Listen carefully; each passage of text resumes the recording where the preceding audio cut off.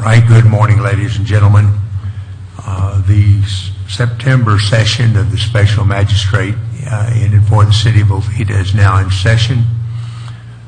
We have two cases on the agenda today. First case is case CE 17-001773. The respondent is U.S. Bank Trust Trustee, care of Caliber Home Loans. The alleged violation is a violation of Section 303.1 and 303.2 of the International Property Code as adopted by the City of Oviedo. Also Section 22-144, which is the Public Nuisance Statute of the Code of Ordinances of Oviedo. Who is here to speak to that today? I am. All right, would you step forward? Would you ask everybody that speaks today, please speak into the microphone. Would you state your name, sir? Jim Orioles, Code Enforcement Officer, City of Oviedo. Anyone else who's here to speak to this item today? Right, would you raise your right hand, sir? Do you solemnly affirm the testimony you're about to give shall be the truth, the whole truth, and nothing but the truth? I do, sir. All right, what do we have on this item, Mr. Orioles?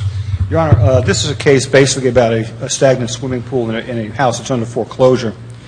I have 19 pages of evidence I would like to submit to Your Honor, if I may approach the bench. Please, go ahead.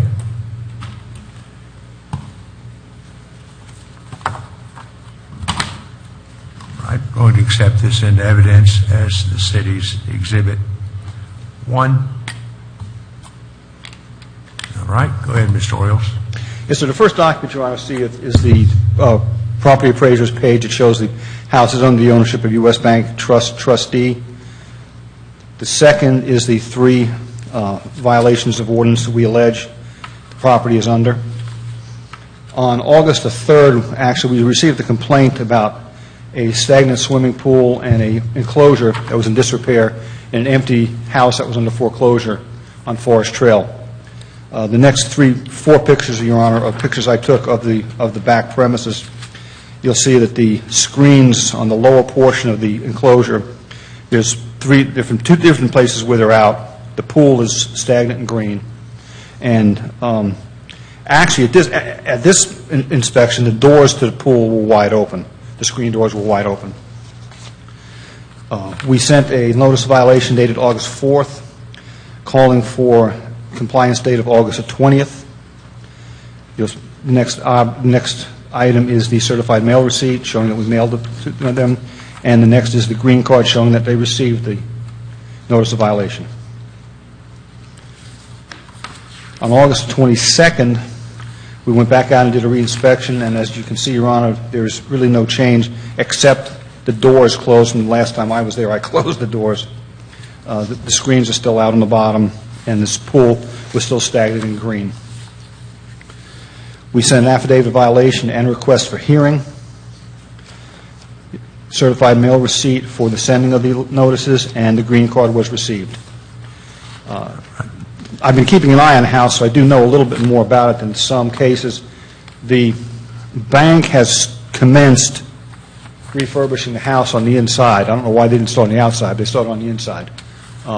This morning's pictures show the screens are still out on the bottom of the enclosure, and the pool is now being filled. It has been drained, and the water was running. Fresh water was running into the pool as I was standing there this morning.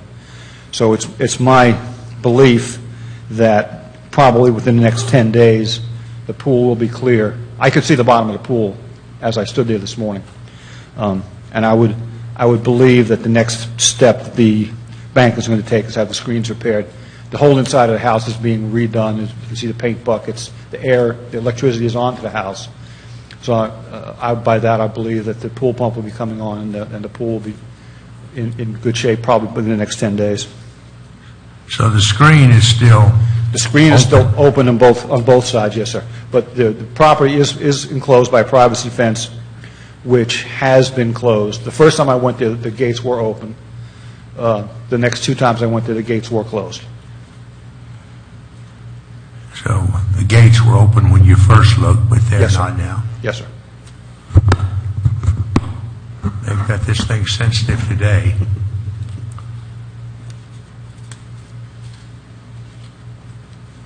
So would you say, based on what you've seen, that it looks like someone is in the process of trying to correct the Yes, sir. situation? Yes, sir. There's power run to the residents. They've been working on the inside. They drained the pool. They're filling the pool. And my assumption is that they're working their way from front to back. All right. All right, I'm going to find it's a threshold matter that all the notices required by statute and ordinance have been given. I'm going to find that there is a violation as of at least August 4th and August 22, that although there seems to be some effort to correct the problem, there still is a violation, at least with respect to the screen. Going to require that the pool be brought into compliance by midnight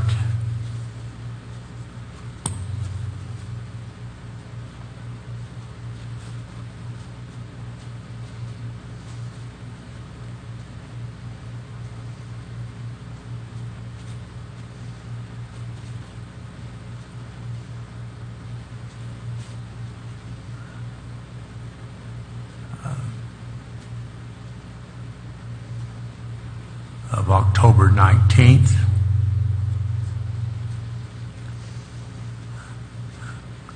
Failing that, a fine may be imposed of $50 a day. So we'll revisit this if need be at the next hearing. Yes, sir. All right, anything else? I assume you're seeking no administrative costs? No administrative costs, no, sir. All right. Thank you, Mr. Orioles.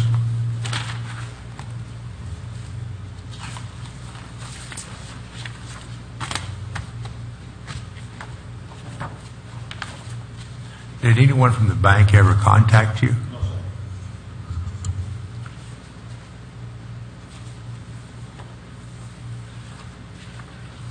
All right, the next item on the agenda is on the compliance report cases. It's case number CE 17-001184.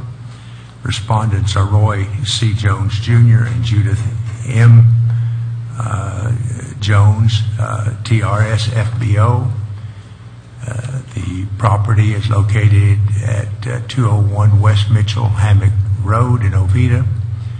The alleged violation is violation of Section 22-144 of Oviedo's Code of Ordinances as relates to public nuisances. This is an item that's been before us twice before. Who's going to be speaking to this today? All right, anyone else that's going to be speaking today? All right, would you step forward, please, sir? Anyone who plans on speaking today needs to step forward. All right, step in front of the microphone.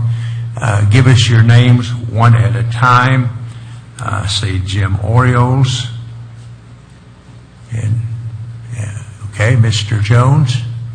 Yes. Roy Jones. Yes.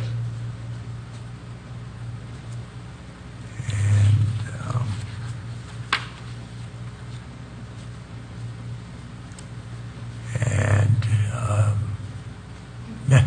Natalia Jablońska.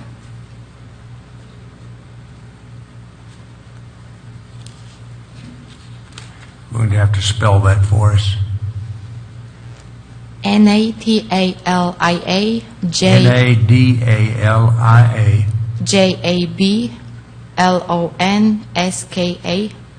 JAD B as B. boy.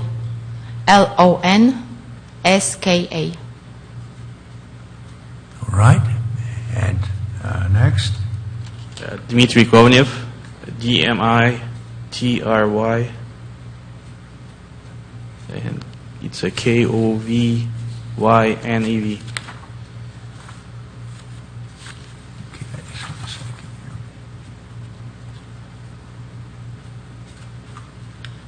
Ms. Dmitry Koviev. All right.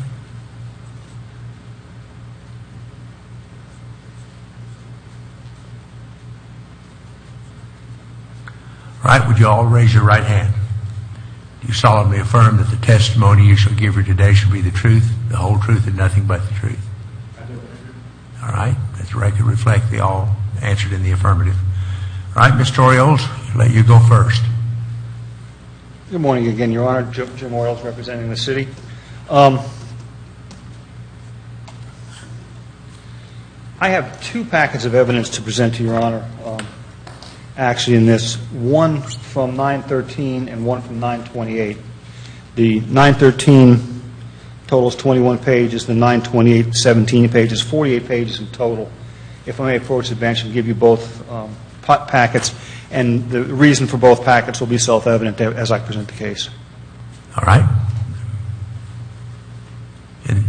And these have been provided to the respondents?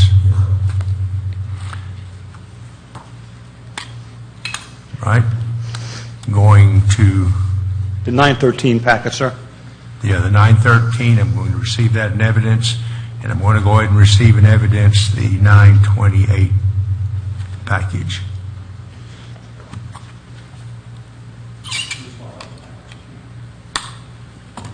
Which one do you need?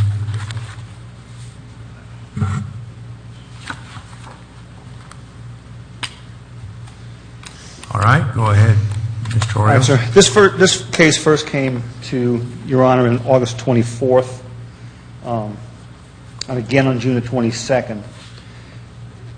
Your Honor ruled that the respondents were presently in violation of Section 22-144 of the City of Oviedo's Code of Ordinances. Respondent's property is littered with excess of 40 motor vehicles and recreational vehicles in various states of wreck and disrepair, is littered with rusting 55-gallon drums, discarded staircases, and other miscellaneous debris, is greatly overgrown with uncultivated vegetation, has located on dilapidated material and objects of various types, provides harborage for rats, mice, mosquitoes, snakes, and other vermin, creates an attractive nuisance for children, creates a condition which adversely affects neighborhood and city property values, and adversely affects the health, safety, and general welfare of the community. As such, it constitutes a clear and obvious public nuisance within the meaning of Section 22-144. In number 3, the present occupants of the subject property hold a City of Oviedo local business tax receipt suggesting that the property is being utilized for automobile sales and leasing, yet the photographs of the property and the testimony of Roy Jones Jr. and Natalia Jablonska point to a business quite different in nature. The occupants now engage in the repair of inoperable vehicles for sale at wholesale through automobile auctions. They cannibalize the numerous wrecks stored deep in the grass in the premises for used parts. The stored and damaged vehicles constitute a junkyard, a use not permitted within the property's C2 zoning. At that time, he gave no fine to the property. Shall have until midnight on July 30th to bring the property into compliance. As of August 24th, the respondents continued to be in violation, and Your Honor gave them more time until September the 10th to bring the property into compliance. And I just want to point out that Your Honor did say remove all irreparable or junk vehicles, and the covering of items in the canvas or tarp shall not constitute compliance. We sent this document and a notice of right to hearing on September the 14th to Mr. Jones. You'll see that the certified mail receipt and the green card was signed by Mr. Jones. The next items, Your Honor, in this packet are just various pictures taken on September the 13th. Now, this was soon after the hurricane, and the reason that we didn't take them on the 10th was because of the hurricane. We didn't work. The brush, debris, and things like that that you see were caused by the hurricane, and they have since been taken care of. So that's not to be held against the respondent, the debris that the hurricane caused. But you see, there is an excess of 50 cars on the lot. The places, the third picture, you'll see that there was a great deal of debris there that is now gone. It wasn't there. The next picture, there's two vehicles in there to be repaired. One shows body damage, which there's, by testimony, there was no body work supposed to be going on at the premises. The next several pictures are just pictures in general of the way the lot looks. When you get to the picture here, this is up front. This is from the parking lot of the new Outback Steakhouse. That's a vehicle that was pulled in with body damage. You can see if you look in the window, it says ENT, which I'm assuming is Enterprise. How far back in the package is that?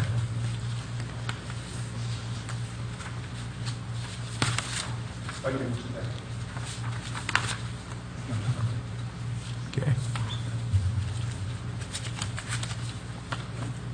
Okay, I see that. It says ENT on the window. I don't know if that's, I'm assuming it's Enterprise Leasing. Maybe that's who auctioned the car. The rest of the pictures show just the amount of cars, and some of them with front-end damage, although minor. There's front-end damage on the vehicles. Is this property zoned for body work? No, sir. It's sales, leasing, and automobile repairs, sales, and leasing. What is the zoning of this property? C2.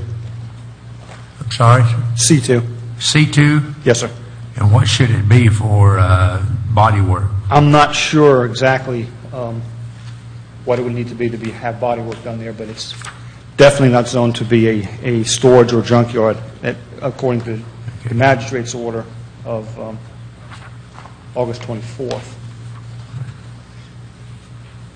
All right, go ahead, Mr. Oriels. All right. The next packet that I have given Your Honor is 17 pages. These pages... All right, just a second, Mr. Oriels.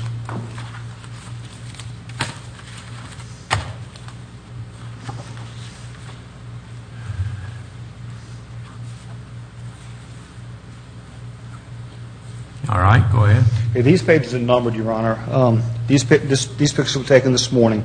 There's presently 50 cars on the property. Pictures 1, 2, 3, 4, 5, 6, 7, 8 show just general area photographs of how many cars are on the property. Pictures number 9 get into more detail as to the condition of some of the vehicles on the property. Number 9, you can see, has got a lot of front-end damage to it. Number 10 is another shot of the same vehicle. Number 11 is a vehicle that just has been sitting there, obviously, for a long time with the leaves accumulated on the debris. Number 12, you can see with the way the hood is, it's damaged in the front. You can also see the stickers on the other cars that are from the auction. Number 13, you can see the vehicle has got considerable front-end damage, no headlights. Don't know if there's a radiator there or not. 14 is a vehicle covered by a tarp, which was specifically forbidden in Your Honor's order, that there was to be nothing covered by tarp. 15 is a vehicle with rear-end damage. 16 is the telltale sign of an auction car with the serial numbers written on it in chalk on the window. 17 is a vehicle that is missing most of its front end. It doesn't look to us, Your Honor, and the respondent has not provided us, not that we asked them, but to clear up a lot of this matter, if the respondent was to supply invoices that show retail sales of automobiles from the premise, that show invoices that someone has had their oil changed, had a tune-up, had basic work done on the car as alleged at the site, it would go a long way to proving their case. Hearsay in this case, just, well, we do this, we do that. I think the pictures show for themselves what's actually going on there. They're irreparable. The inoperable vehicles are still there. As a matter of fact, from the 13th to the 28th, you'll notice there's more inoperable vehicles on the property than there was on the 13th. 28 shows more inoperable vehicles. So it seems to me like a sigh of relief was breathed on the 13th because they had met the deadline, and then they're back to business as normal on the 28th. Okay. Let me ask you some questions. in my August 24 order, I was very specific in some of the things that had to be removed because we seemed to have had a problem in the earlier order. Yes, sir. The vegetation overgrowth, has that been cleared? Yes, sir. All the tires Yes, that were sir. scattered about, that's been cleared? Yes, sir. The drums, Yes, sir. 50-gallon drums. The wood pallets, Yes, sir. they've been cleared. Yes, sir. The logs, Yes, sir. the discarded lumber, Yes, sir. the discarded chain link fence material. Yes, sir. The, or salvage automobile engine and chassis parts, have those been Yes, cleared sir. or Yes, stored? sir. Yes, sir. The transmissions, the engines. The bathtubs and Yes, sir. sinks, those have been cleared? We're Yes, sir. making progress. Yeah, we're making big progress. Yes, sir. Cushion foam, Gone. staircases, Gone. any other debris that you could see around? No, sir.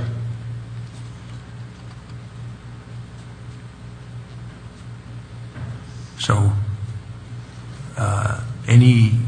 anything that would provide a harbor for rats, mice, mosquitoes, snakes?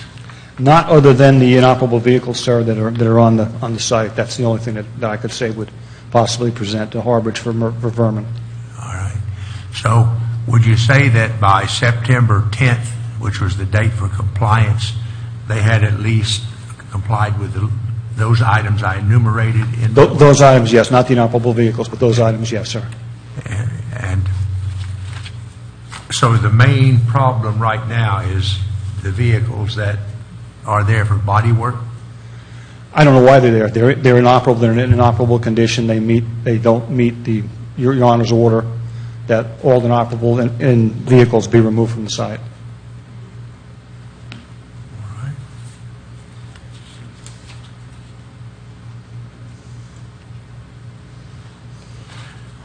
All right.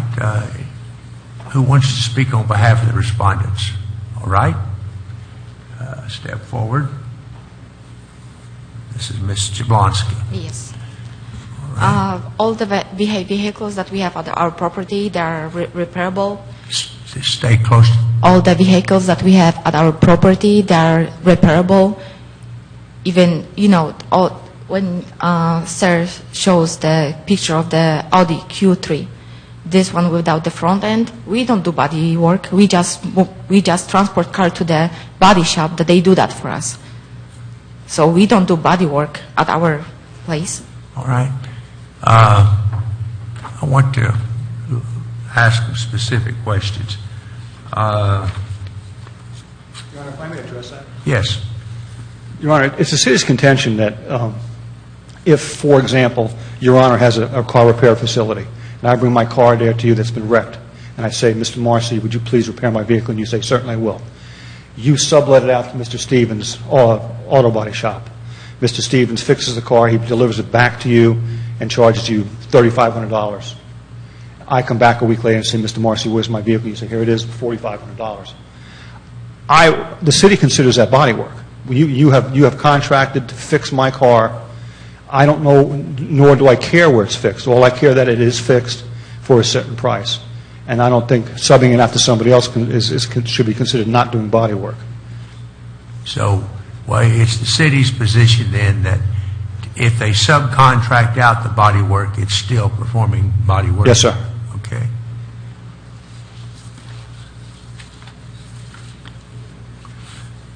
This photograph, Ms. Jablonska. Yes, that's Audi Q3 that I was talking about. Now, this is what? Audi Q3 that I was talking about. And you do what to this vehicle? We have someone who's going to put all the parts on it. We just order parts, and we are going to bring it to the body shop, and they're going to replace You're it. speaking too fast, and I'm having trouble hearing you. On this specific vehicle, is this vehicle still on the lot?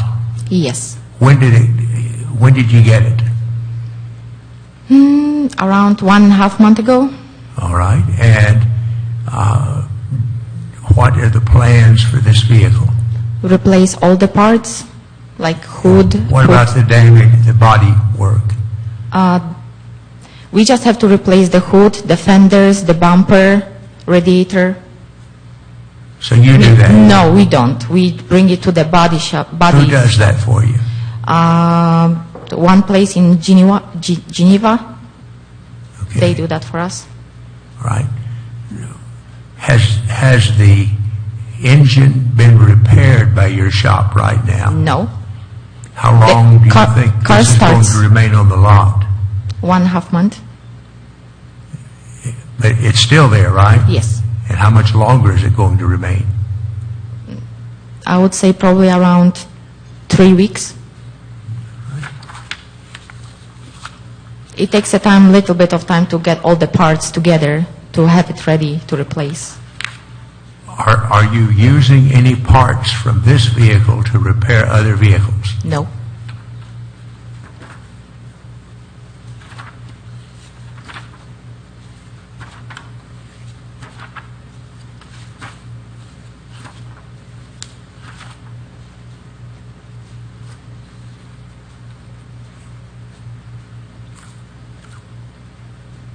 How many trailers do you have on the lot there?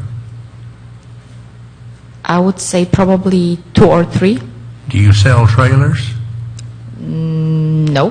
What are the trailers doing on the lot? To tow the cars? To tow the cars? Yes. Okay. Mr. Orioles, the sale of trailers, is that permissible under C2? Yes, sell children. Okay.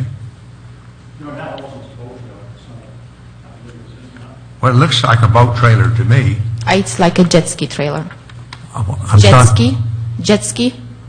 Jet ski? Yes. But you just told me you used it to tow cars. But we buy jet skis too.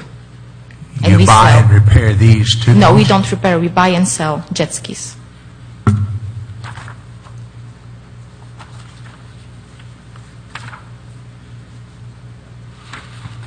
This red vehicle with the hood, how long has that been on the lot? Around 2 months, And what are the plans for it? we have to replace all the inside wiring. Okay. Has it been sold? Not yet. First, we have to When replace you all the repair wiring. it, do you sell it there at your premises, or do you put it back at the auction? What do you do with them once you repair them? Usually we put on at the auction, but sometimes we have retail customers that they come and they buy cars. All right. What percentage of your sales are to customers on the lot? I would say maybe 10%. 10%, but most you sell through the auction? Yes. So essentially what you're doing there is getting damaged cars, repairing them, and then selling them at the auction. Yes. That's your main business. That's main business, yes. This vehicle, I can't even tell what kind it is, but it's a white vehicle, missing its grill. How long has that been on the lot?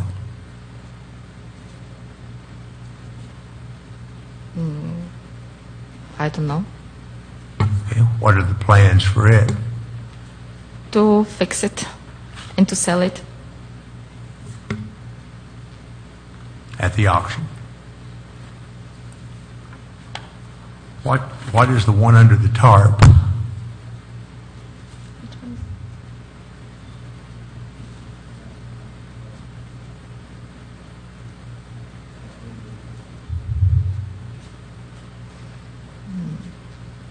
Being honest, I don't remember which one is that. How long has it been there under the tarp? I would say 3 weeks, 2 weeks. Okay. It looks like it's pretty extensively damaged, the part that's showing from underneath the tarp.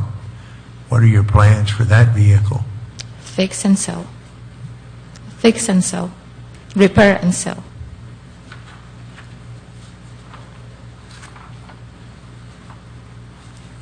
Here is the rear of a vehicle. This was taken on September 28, showing damage to the right rear quarter panel and back. How long has that one been on the lot? At least 2 months. We're just waiting for the body shop to make estimate to replace the quarter panel All right. And which body shop is going to do that for you? in Geneva. Who? Geneva.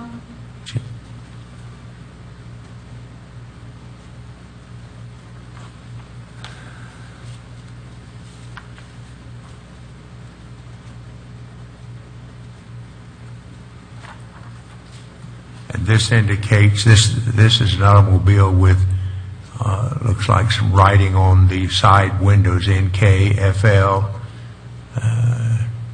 and a number, that's an auto auction number? Yes. That's They the number always- when you bought it as opposed to when you're selling it? No, they always put numbers whenever a car is delivered to the auction for sale. When you deliver it? No. When someone deliver it and we buy it, they always have marks on So the... this is one you bought but have not yet repaired. Yes. How many cars are on the lot now? Around 40. Here's another one. This is number 17 and taken September 28. It's a car missing the right front fender. That's the same Audi Q3 that it was on the first picture. I'm sorry? That's the same car that was on the first picture, Audi Q3. Okay.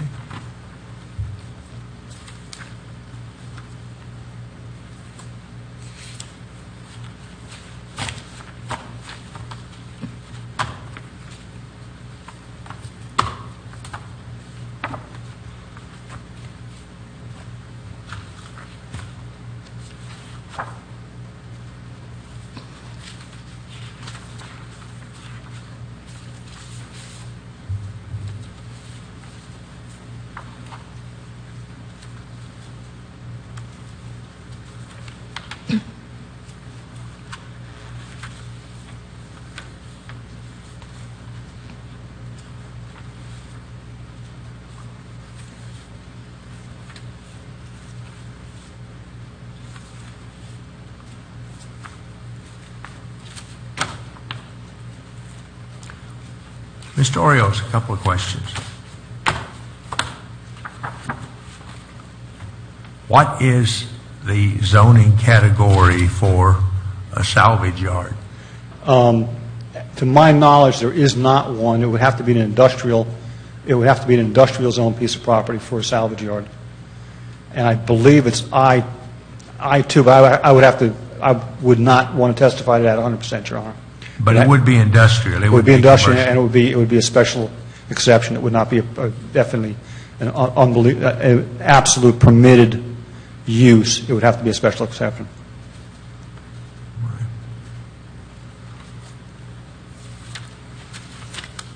All right. Thank you, Mr. Orios.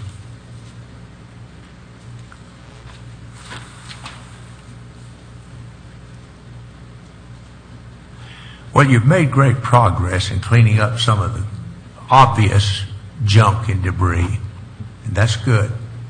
I'm still troubled by one thing, though, that troubled me from day one in this case, and that is this certainly does not look like your garden variety automobile repair and sale shop.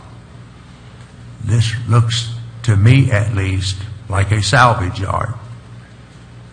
This is a place where cars that are junk or close to junk are brought in, salvaged, repaired, and then sent out. Certainly, the testimony's been that only about 10% are sold at retail there at the location. And that's understandable given the location back off the road. I'm going to continue this hearing until, when is our next meeting?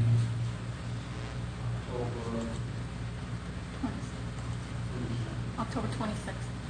October 25th, 26th, sir. 26th. 26th?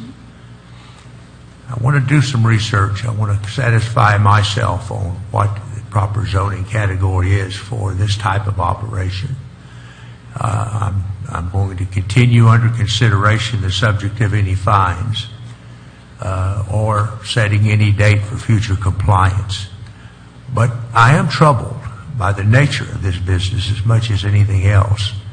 Unfortunately, you let it become such an eyesore that, it became to the attention of the code enforcement officers. So now you've cleaned up the debris, but the problem that I see is whether this business is even compatible with the zoning that it's in. Certainly, as it is conducted, I think there's a serious question. I invite you and I invite the city at the next hearing to educate me on whether this business is indeed where it is properly zoned to be. So we'll leave it at that. We're going to continue this till the next hearing, October 26th. You'll be getting a notice of that hearing, and we'll revisit it at that time. But I do commend you for at least clearing up the junk, the trash. Biggest question in my mind right now, whether these cars are trash and junk. Yes, sir. May I approach? Yes, go ahead. I was riding this morning just on a bike trail. This I usually do, and for the last 6 months I was riding along, one of the businesses right by the downtown Havido, and I just took the picture like last month, and I took pictures this morning as well. I can show it to you. Well, what picture are we talking about? I mean, just pictures of some stuff laying around on the grass. It's in the back of And this. for what purpose? Just show, compare, I would say. This is legit business, Well, I'll look at the photos. I'm not sure where you're headed with it, but I'll take a look at them.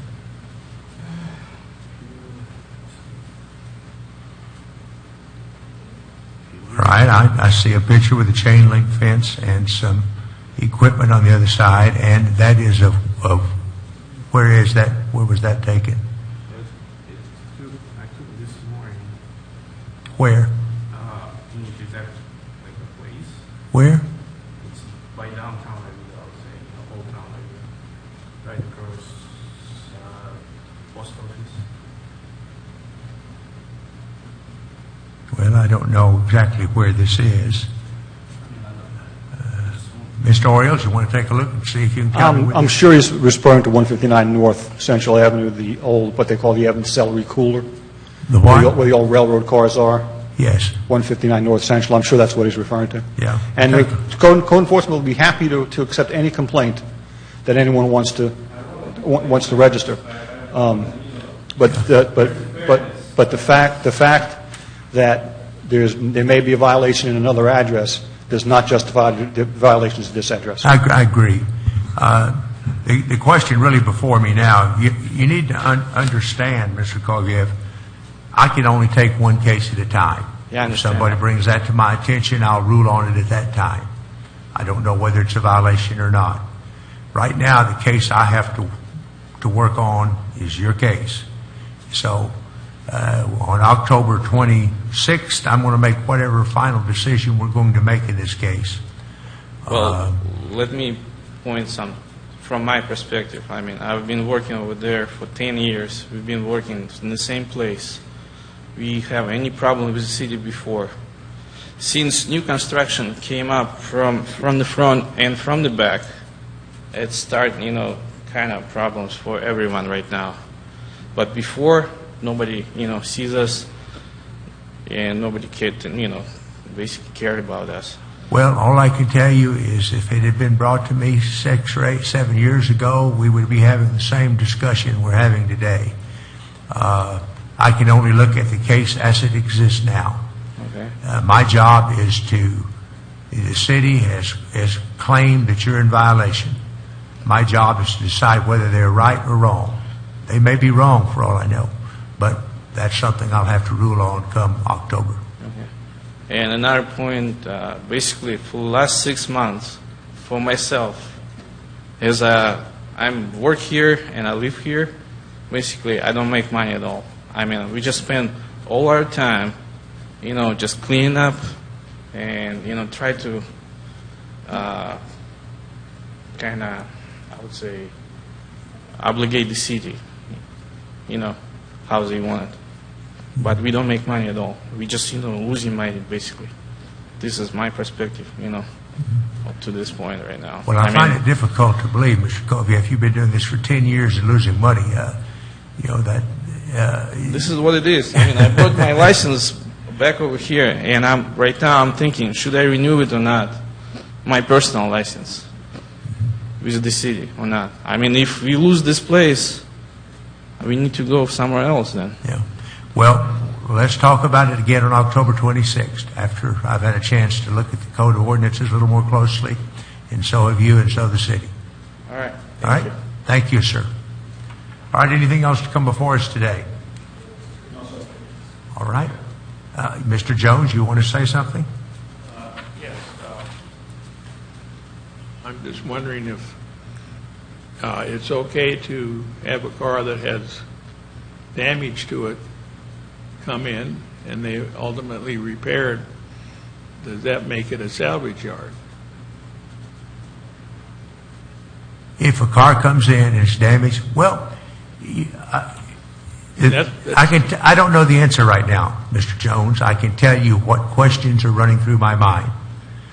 I can certainly understand that if I take my car into Gator Action, whatever that place is, and it is damaged, I certainly understand that they're going to repair it, and for a time it may sit there. I don't know whether they store them outside or not at that location, but they'd have to store it somewhere. But they would do that pretty expeditiously. But when a vehicle sits there for months, then you have to ask yourself, why didn't they buy this car and immediately repair it and sell it? Why does it sit there for 2, 3, 4 months? Does it at that point in time become a salvage yard? I don't know. I'm going to have to take it under consideration, sir. Would it make sense to put a time limit or something on how long they're there? I don't know, sir. Let's discuss it on October 26th when we all have more information. Because they send it out for body repair, so they're not doing body work. And well, you understand the city's position on that's a little bit different. I don't know that I agree with them or not, but their position is that if you're taking the vehicle in for body repair, even if you're subcontracting it out, their position is that still constitutes a business for body work within the meaning of the zoning code. I'm assuming that they take it over to the body shop and the work is done at a different place, and then they bring it back. Yes. So that wouldn't be them doing body work. But according to the city, and again, I don't know whether they're right or wrong, what the city is saying, you're engaging in the business of repairing automobile bodies, whether you do it on your site or whether you do it somewhere else. That's their position. Okay? I don't know whether they're right or not. That's one of the things I want to check into. Okay. Okay? All right, Mr. Kovia? The amount of time we spend basically cleaning up the place, and if we put that amount of time on the cars itself to fixing it, they already been gone already. But basically, we spend all time try to clean the place, try to, compliance with the city. This is what we spend mostly our time in the last 6 months. That's why mostly the cars, we don't touch them because, we don't have time for them to fix it.